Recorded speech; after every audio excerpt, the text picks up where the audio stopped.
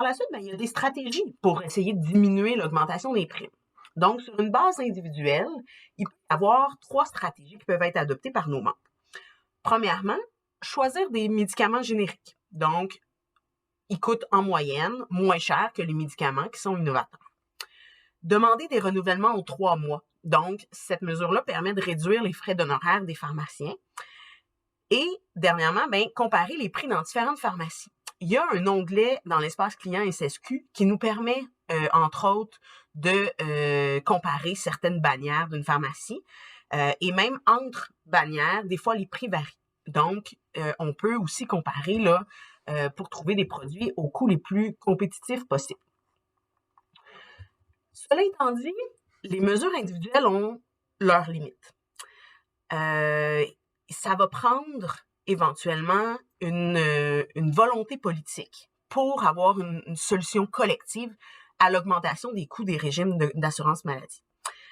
Et ça va passer principalement par le régime d'assurance maladie publique et universelle. Actuellement, au Québec, on a un régime d'assurance médicaments hybride, c'est-à-dire qu'il y a une composante publique et il y a une autre privée. Donc, tous les citoyens et les résidents permanents doivent obligatoirement être couverts par une assurance médicaments.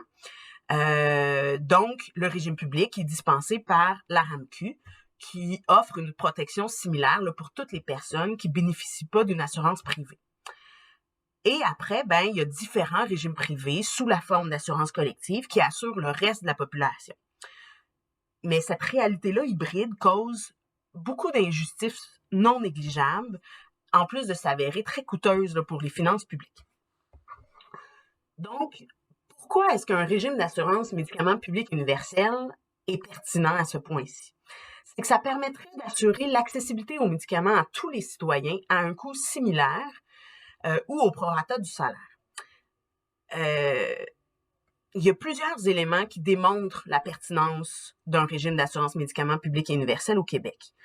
Entre autres, il y a la différence du coût entre les médicaments selon le régime de couverture, donc qu'ils soient publics ou privés.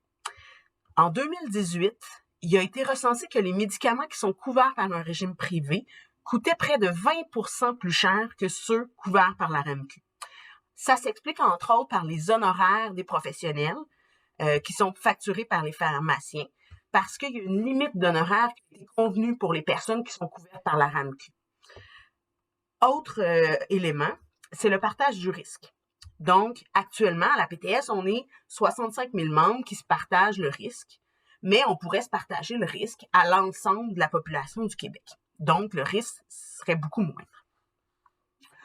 Autre élément, c'est le coût des primes pour les personnes qui sont couvertes par des régimes privés sont beaucoup plus élevés que ceux qui sont couverts par la RAMQ, et ça pour une couverture qui est quand même similaire. Donc, à la PTS, les personnes qui sont couvertes par le régime d'assurance collective doivent payer une taxe annuelle de 9%, alors qu'il n'y a aucune taxe à payer par l'entremise de la RAMQ. Ainsi, le coût de la prime pour un adhérent dans un régime privé maladie base individuelle s'élève à 1 417 qui inclut la taxe de 9% et à 710 $ pour ceux qui sont couverts par la RAMQ, bien que le pourcentage de remboursement soit plus élevé que dans le régime privé. Autre élément, c'est le pouvoir de négociation du gouvernement sur l'achat des médicaments.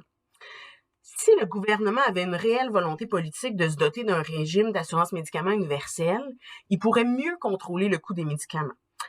Avec le système actuel, donc le système hybride, il y a plus de 110 programmes d'assurance médicaments publics et plus de 113 000 régimes privés au Canada. Donc, c'est impossible pour le gouvernement d'assurer un contrôle et une gestion efficiente des coûts pour l'ensemble des Canadiens. Fait que, dans le fond, ce qu'il faut comprendre, c'est que tant qu'il n'y aura pas un changement au niveau du régime actuel hybride par le gouvernement québécois, tous les régimes d'assurance collective privés vont subir des hausses au fil des ans et on va essayer d'amoindrir les impacts du mieux qu'on peut. Mais c'est sûr que ça ne va pas dépendre de la PTS, mais bien de la volonté gouvernementale à changer les choses.